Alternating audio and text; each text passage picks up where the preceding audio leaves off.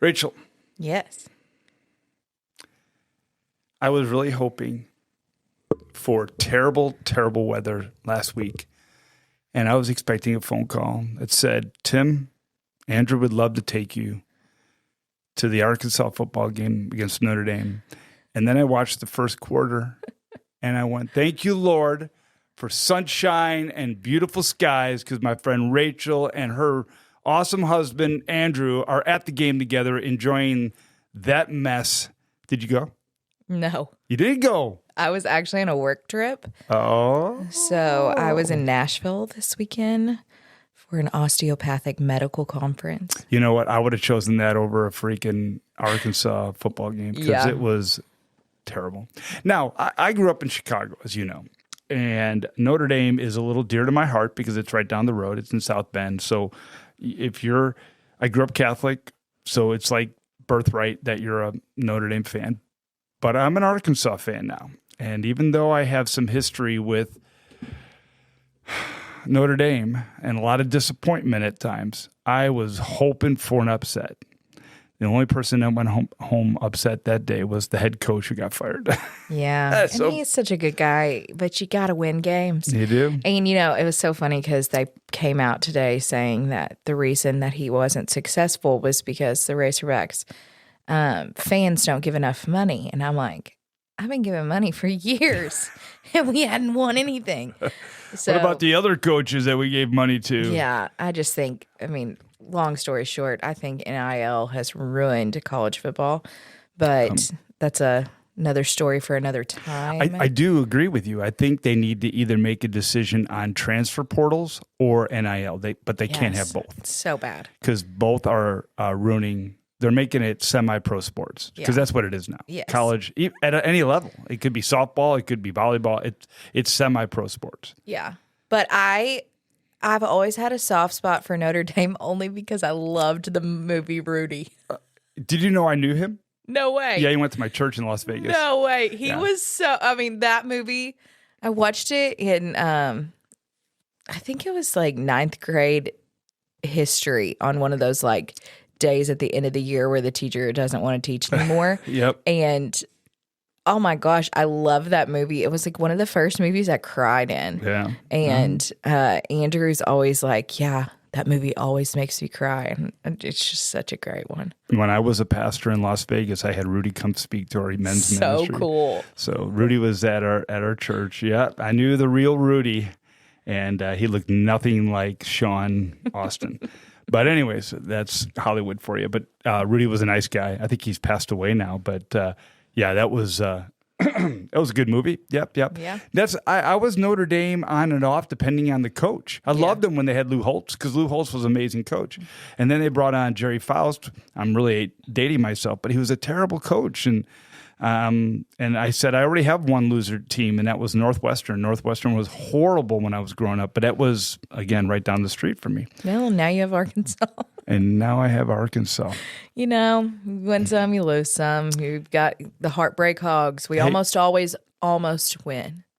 It's like baseball. That baseball team is always so close. So close, yet so far away. Yeah. But I was in Nashville, took students out karaokeing one night, and it was the most fun time of my life. Really? It was so much fun. So you just went to a karaoke bar, and that's nice. Yeah, we looked up best karaoke bars in Nashville, and it was kind of off the beaten path. It was off Broadway a couple blocks. And in this alleyway, it was called Miss Kelly's, and you had to pay to sing. Shout out to Miss Kelly's in Nashville. $5 a song, which oh wow, they made money off of you singing terribly. That's funny. But it was so fun. Okay, so what's your go-to song for karaoke? My go-to song is "Wanna Dance with Somebody," Whitney Houston. Yeah. Secondary is "Before He Cheats," Carrie Underwood. They're just two great ones that get the crowd going. Okay. Because nobody wants to hear a slow song when it comes Mine to is karaoke. a slow song, though. But mine is, I feel so unsure as I take your hand. You remember that song? No. Careless Whispers. Wham. No, I do not remember it. What? I'm really That is my go-to. Tim. I don't even need the screen. I will close my eyes. I will go sing to someone in the middle of it. But nobody wants Careless to hear that. Whispers? They Careless only want to Whispers. hear, oh, I want to dance with Well, yeah, somebody." but I tell you, if you get dramatic in the middle of your presentation, it changes. It's a game changer. So we did a little story here. We had a youth pastors conference with spouses, marriage conference.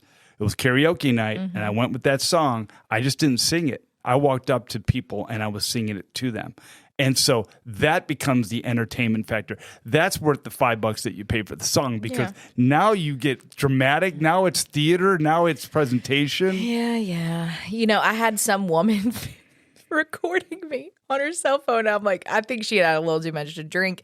But I'm like, tomorrow she's going to look back at all of her pictures and videos and be like, who the heck is this girl that I recorded the whole song? All right. So if you're listening to this today, your responsibility, if you are at church on Sunday, is to walk up to Rachel and I and tell us what your karaoke song is. What your karaoke song is. And if you're not able to be at church because you live in a different state or just whatever, you should be at church. But anyways, that's another conversation. Send us a Facebook, whatever, on whatever social media. Let us know. Just send us a message. If you have our phone numbers, text us. We want to know what your go-to karaoke song is. And here's the deal. If we ever do karaoke, if we find one on that list, we'll sing it. Because I love karaoke. I don't have a problem with it. I'm not a good singer, but I don't care because I can just get up there and just do it. You know, another one is Love Shack. That's a great one. Come on. Now you get everybody going on that one. Yes, 100%. Because then you get the people in the car going, tin rough, rusted. And then you're just back into it. I mean, it's total. It's just so funny, the songs that, because I took the students and they are all in their like mid-20s. Yeah. And the songs that were popular when we were younger, that when they're singing them now, it's like, this was so inappropriate for me to be singing as a kid. Like, I can't believe this was a song that I sang at the top of my lungs. And now I cringe because I'm like, that has so many innuendos in it. Ugh. Have you ever done Bandle? No. So Bandle's an app. It's something you can find online, but it's daily. It's like a crossword. Mm-hmm. And it gives you a song from a specific year. And it tells you that it's either easy, medium, or hard, or really hard. And you get 5 to 6 guesses, depending on the song. You can get the genre if you need the genre. And you listen to it. It's like only instrumental of parts of the song. So you get the drums first, and then strings, and you have to try to guess the song. And so what is crazy is that oftentimes, because my daughter's my wife, the 4 of us, we play it every single day. It's competition. And if you win, somebody will say, you're the big winner, you're the big loser. I mean, it's just funny on our family thread. But anyways, my daughters know 80s music like crazy because Angie and I absolutely love 80s music. That's my favorite. Of course, I grew up in the 80s, but that was still, I listened to 80s on 8 on the radio every single day. But they know 80s, and a lot of people like the 80s music. Younger people like the 80s because it was so eclectic. It wasn't it didn't sound the same, and it was just there was so much variety in the 80s compared to what it is today. Do you like the 80s music? Yeah. It's not my favorite, but I'll listen to it. What's your favorite genre? And then what's your favorite decade of music? I mean, I grew up heavy listening to early 2000s music. Okay. But like, I grew up in a very sheltered Christian home, but I was allowed to listen to secular music. But for every secular CD I bought, I had to buy 2 Christian CDs. No. Totally did. My mom. You want to buy Michael Jackson? You got to buy 2 Carbons. Which I find hilarious now, but I appreciate the wide variety of music that I had. And so, I mean, I grew up in the height of the boy bands. Yeah, you did. But I loved it. Like, my first concert was Britney Spears. So I don't know. I don't know that I have a favorite genre. I love singer-songwriter genre, like just up and coming, like write their own music, perform it. Okay. My friend Stephen Hill, that used to work here years ago was like, that's not a genre. That's not a real thing. See, I think it is. Singer-songwriter? Yeah. Absolutely Yes, it is a is. genre. And so I would say that's probably my favorite genre as far as like, I just love, it's a wide variety. So you get like folk all the way to like rock and John Mayer. Yes. Time, yeah. Ben Rector. Yeah, Ben Rector's awesome. Everything in between. And Sarah Bareilles would technically be in that. She was one of my favorite singers of all time. I've seen a lot of them that would be what we would classify as B-listers. A guy named Ron Pope, Jordan, my daughter's going to kill me. Mark. Oh, I saw him in concert with her. She loves him. He's a singer-songwriter. Several of those we've gone to and seen. I'm the same way. I love that genre. I really do love the uniqueness and the creativity. There's nothing like watching someone write a song. It's so fascinating to me. It is. Because they're just so creative and they're doing exactly what God created them to do. Yeah, and it is a gift. Absolutely. First concert you went to? Because obviously, Britney Spears. It was your first concert? That was my first So concert. Even though it's your favorite, she was your first concert? Or she wasn't my favorite. Now, she was my favorite at the time. I mean, I was in third grade. Right. Yeah. And when she got real nasty, my mom made me sell all her stuff at Hastings. Favorite Britney song?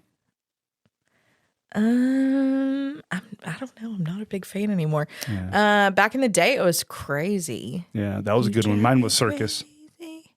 Toxic was a good one too. I loved. I don't know. There was just something about the beat in Circus that was in the middle of the circus. It was just pretty cool. So, my first concert was a Christian concert. I won tickets off the Christian radio station when I was 17. My mom said I could not go to concerts until I was 18, but this was a Christian concert. It was Steve Camp, Servant, and Rob Fraser. Rob Fraser was the original singer of Petra, and then he went solo. And I mean, those are I don't think any of them are even around anymore. But that was my first. And then my first secular concert was 1986. I was at the University of Denver. I saw Bon Jovi, the Slippery When Wet tour with Cinderella opened up. Okay. Shake me. Oh, that was Cinderella. That was pretty cool. I probably shouldn't have seen that.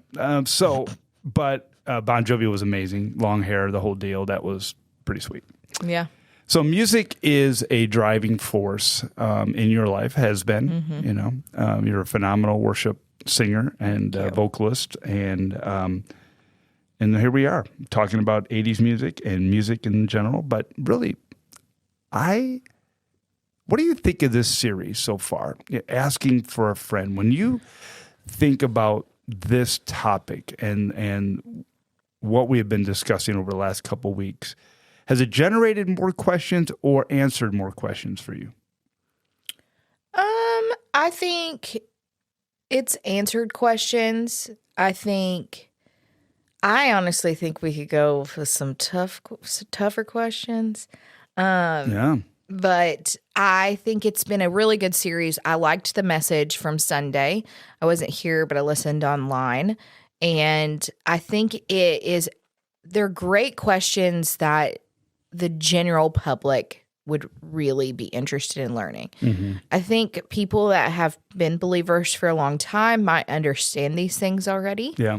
I think the one that you're going to do soon is going to be a really good one that we haven't really touched on. But I think Richie's message Sunday about, do you need Jesus to be a good person? I think that's a question that a lot of people probably struggle with because we know so many good people in the world, and we hope that like being good gets you to heaven, but it just doesn't.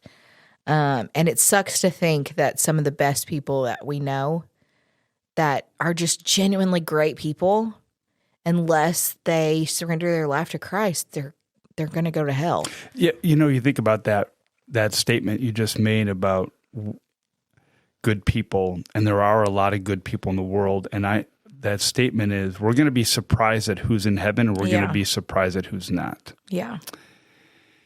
And I think there's people, there's family members of mine, there's people I know that really struggle with, what do you mean? They lived a great life. They did so much good for this world. They gave to the poor. Yes. They were so kind to everyone. They treated everybody equally. But Richie talked about how morality it's defined by the times a lot of times. I thought about this on the way over here today about how, back in the day, tattoos were real taboo. Like, as far as like only like the bad boys got tattoos. Right. Or military. Yes. Yeah, and came back from war and he had a tattoo. Yeah. And Christians, no way. Yeah. Now it is so accepted. And I mean, you'll see most of your worship leaders on stage, a lot of them are tatted up. Yeah. And it's no big deal. Well, it's because times have changed. Yeah. And so that's become an acceptable thing. Well, same can be said with good and bad. Mm-hmm. I also think about fashion. Like, who's to say that what we're wearing is in fashion? Right. Well, it changes all the time. My daughters would say that I've never been in fashion, so I have to ask them for fashion. Yeah, but who's to say what's good and bad? I mean, in the world today, right? Richie talks about like Nazi Germany, mm-hmm. like they were killing people left and right, and very few people pushed back on it. And it was part of their culture. Well, now we can't even imagine that. Slavery, same thing. Like, but yet he said more people are enslaved today than ever before, but we don't see it. No. So we don't talk about it. Right. Well, the thing is, if so much has changed to define what is fashionable, what is acceptable, what is good, what is bad, what is, and so forth. But the one thing that hasn't changed ever has been the Bible. And I think that has got to be the moral compass, the moral standard by which we live our lives. In the Bible, in the New Testament, it speaks very clearly that the way to heaven is a narrow gate. It's like going through the eye of a needle. It's that small.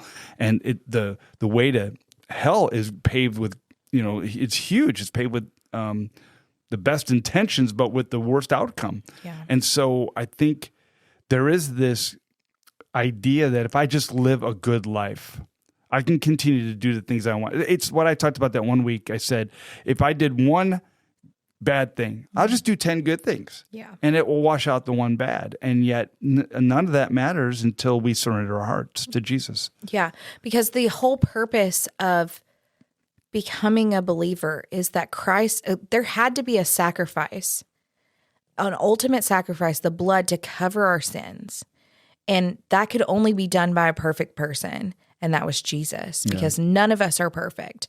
We are all, from the moment we are born with a sin nature. And I think about, I didn't ever have to teach my son to do bad things. How to say no. Yes. How to be defiant. No. Yes. I didn't have to teach him that. I have to teach him how to do right.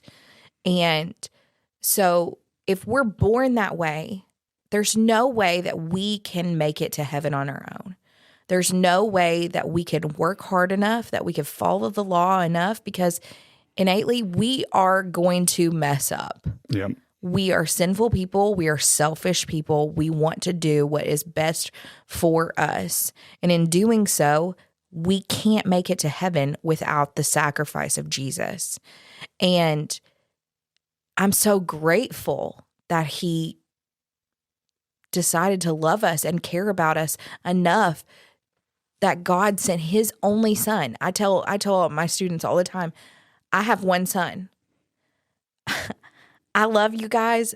I do not love you enough to sacrifice my son, my only son, for you.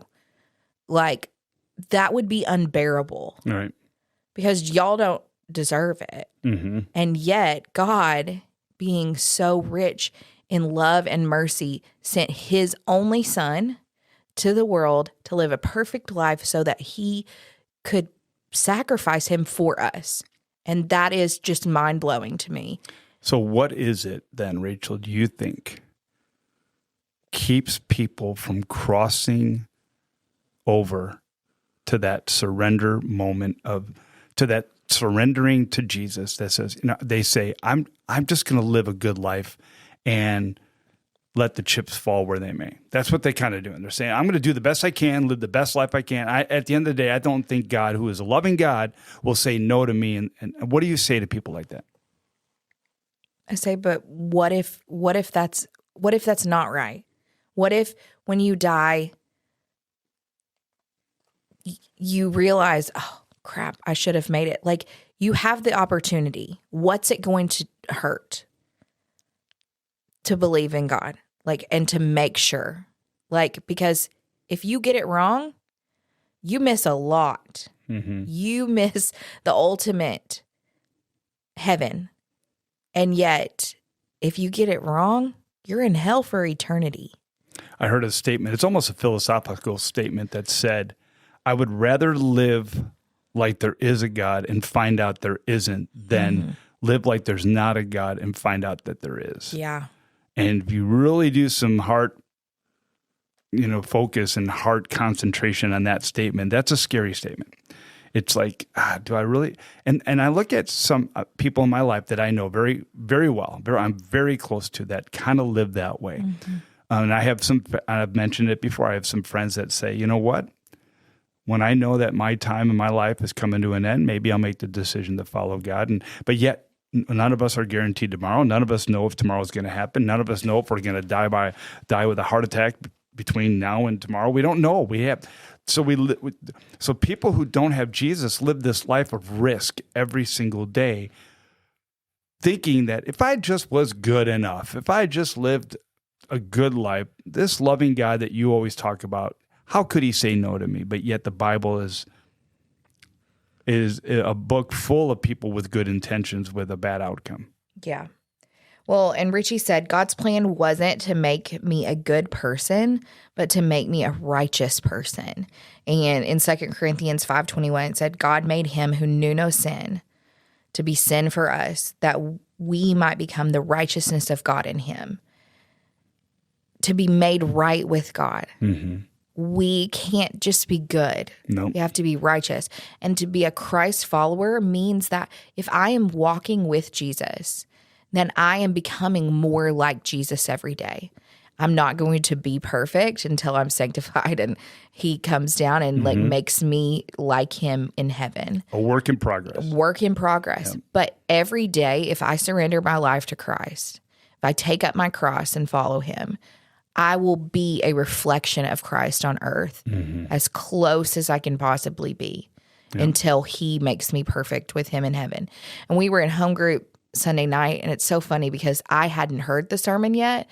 Andrew kind of had filled me in on the sermon as we were headed to home group, which we don't do sermon discussion. We are actually going through the same Bible study that we go through with the Good Co students on Tuesdays. And so we were in Romans 4, and we had missed this. Andrew and I had missed Romans 4 with the students because of the James Taylor concert a couple weeks ago. And so I hadn't read it in a while, and it goes so well with this week's topic. In fact, when I read this section of verses, I was like, oh, this sounds exactly like what y'all studied about today in church, and I wasn't even there. So it says in Romans 4:13-15, it says, clearly God's promise to give the whole earth to Abraham and his descendants was based not on his obedience to God's law, but on a right relationship with God that comes by faith. If God's promise is only for those who obey the law, then faith is not necessary and the promise is pointless. For the law always brings punishment on those who try to obey it. The only way to avoid breaking the law is to have no law to break. And it's just like, we can't do it on our own. I am a rule follower. I'm a firstborn. I've always wanted to make sure that I make people proud. I can't do enough to get to heaven. Yeah. I need God to erase my sins and make me more like him. Yeah, I think that's awesome. I think it's so right on. Even to dumb it down to like a jock like me, I would say when you do something good and you're not a follower of Jesus and you're just trying to do good things, you know you did good because you want to pat yourself on the back, right? You want to go, I did good. I did a good deed today. Way to go, Tim. But when you're a follower of Jesus and you do good, it's a reflection of the character that is being developed within you in your relationship with Christ. You don't even realize it because you are being transformed into who Jesus is. You want to be more like Jesus. So it is a natural outflow of you following Jesus. Yeah. So when you grow, it's when you have a thought, when you say a word, when you do something that is contrary to what God wants. As a follower of Jesus, you know instantly, doggone it, that was wrong. I shouldn't have said that to my wife, or I shouldn't have acted that way to that person, or I shouldn't have cut that person off in traffic. You know it because it's just, you're trying to be who God wants you to be. It's not a pursuit of being good. It's being who God made you to be so that he can use you to reach other people because of the character of Jesus within you. It's that abiding. It's that passage of Scripture in John where we're to be connected to the vine. When we're disconnected to the vine, we die. There's no fruit coming from it. But when we abide in Christ, when we're connected to the vine, we produce fruit. Yes. And I'm gonna talk about that in 2 weeks. Is that hypocrisy it's being something that you're not and trying to be something that you can't be versus that you're real based off of the fruit that you produce. And that's the pursuit of this whole life it's not about just being good. It's being who God's made you to be so that he can use you in and through you to reach other people so that people who are destined for hell can find Jesus and will turn the direction into going into heaven. Yeah. And I think that if you're following Christ and trying to be good too, that you see where you're lacking and you strive to be better. I always use this example. I worked with a wonderful guy, Casey Moore, shout out.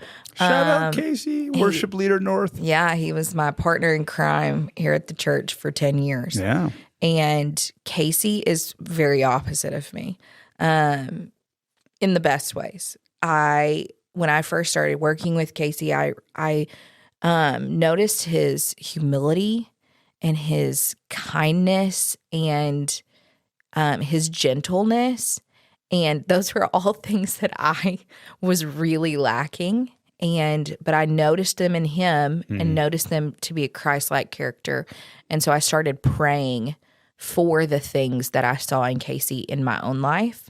And it was so helpful. And I think being around other believers that will lift you up and strengthen you and give you characteristics that they have that are like Christ. I think it's so important to surround yourself with godly Christian friends because we all need each other. Yeah. Like, this life is hard. It's hard to be good people. It's hard to be Christ-like people in the world that are beyond just good people. But beyond good people, we want to be Christ-like. And so I think if you're listening today and you are like, you know what, I might be a good person, but I don't know that I've ever committed my life to Christ, we would love to talk to you about that. Absolutely. We would love to pray with you. There are people at the church almost every day of the week that you could just stop by and talk to somebody, stop us at church on Sunday mornings. Like, we would love to sit down and pray with you. I think there's also there's a group of people, there's a sect of people out there that don't know if they're on the right path as well. And if you're wondering, if there's something that you need to be doing or thinking or getting involved in, maybe you've been following Jesus but you haven't felt like you've been producing fruit, or maybe you're looking for an opportunity to grow. And there are so many opportunities at our church to get connected to a group, to start serving, to be in a Bible study, to learn and grow. So again, like Rachel said, we would love to talk to you. We are we want to be available to anyone that has questions. We want to help you make the right decisions. So yeah, good so stuff. Important. Yeah, good stuff. Yeah. Well, Rich, next week, Richie will continue, and he is He's got a good question he's going to be looking at, and I'm trying to think off the top of my head what that question is because I've been helping him with it. It is, because I've been focused in on mine. Do you remember what it is? Do you have any idea? I have absolutely no idea. Poor Richie's going to be mad at me for doing that. It's right there. I'm looking at It's one of the board. best questions It's of one all of the best times. questions of all time. You will not want to miss it. It's one that is right just there. burning in your soul. It's so deep within me right now. I'm trying to bring it up from my heart. I'm just trying to remember what it is that he's talking about. But anyways, he will be talking. He will be there. Week. Yeah. And answer the question. That's what happens when you're moving into a new house. You go through all of this stuff. Hey, you have been listening to the 61st Minute, a podcast of Community Bible with my co-host Rachel, and I am Tim. We're so thankful that you listened to us today. We hope that you will have a great rest of your week and a great weekend. We will see you at church on Sunday, or we will talk to you soon, but we'll be back next week. See ya. Bye.